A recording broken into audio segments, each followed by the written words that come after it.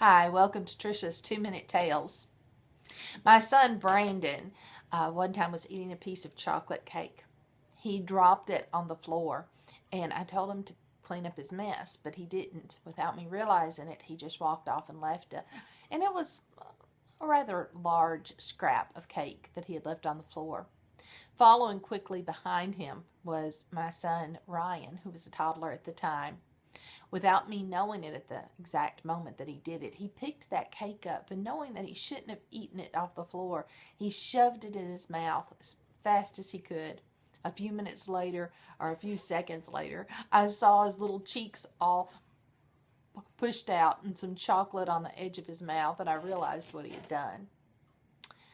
This reminds me of how Christians act with God's Word. Psalm 119:103 says, "How sweet your words taste to me. They're sweeter than honey." But we don't act like that a lot of times. We act like God's Word instead is some nasty old broccoli. Excuse me for those who like broccoli. Or some spinach or kale. We don't act like it's sweet. We act like it's a chore.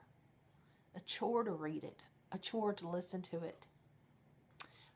But when we do that, it's just like Ryan eating the cake off the floor instead of just asking his mom for a piece and sitting at the table. Why settle for scraps when God invites us to the feast?